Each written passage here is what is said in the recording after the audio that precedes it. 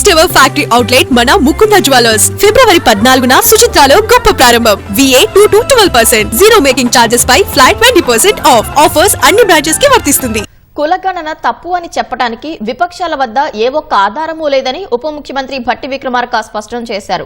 కాంగ్రెస్ ప్రభుత్వానికి మంచి పేరు రాకూడదనే దురుద్దేశంతో గందరగోళం సృష్టిస్తున్నారని తెలిపారు. కులగణన ఎస్సీ వర్గీకరణపై కాంగ్రెస్ ముఖ్య నేతలకు గాంధీ భవన్ లో భట్టి విక్రమార్క అవగాహన కల్పించారు.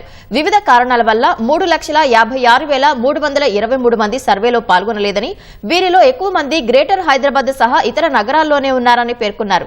1,03,218 ఇళ్లకు తాళాలు వేసి ఉన్నాయన్నారు.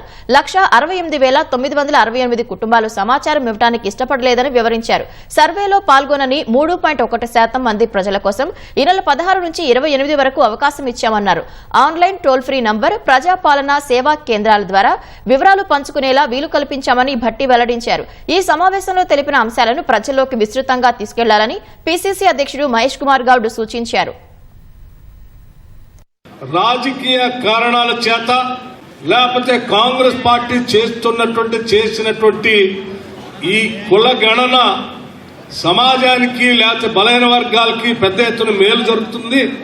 అలా మేలు జరగకుండా ఉండాలని కుట్రపూరితమైనటువంటి ఆలోచన చేసే బీఆర్ఎస్ లాంటి పార్టీలు లేకపోతే ఇంకో కొన్ని రాజకీయ పార్టీలు చేస్తున్నటువంటి అభియోగాలే తప్ప వేరే కారణాలు ఏమీ ఒక్కటి కూడా చూపించడానికి దీంట్లో లేదు. ఈ సర్వేలో ఒక చిన్న పొరపాటు కూడా లేదు. ప్రతి ఇంటికి వెళ్లి సర్వే చేశాం. సర్వే చేయకుండా మిగిలిపోయిన ఇళ్ల సంఖ్యను కూడా చెప్పాం.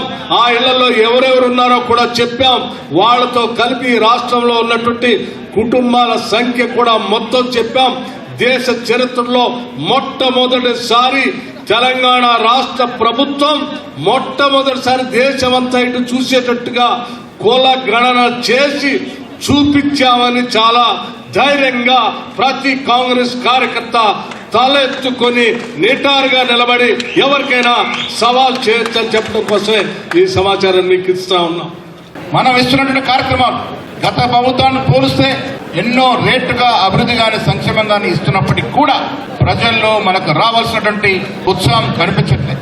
దానికి కారణం మీరు కొంత పార్టీ మీదనో మా మీదనో కొంత అల్కగా ఉన్నటువంటి మాట వాస్తవం.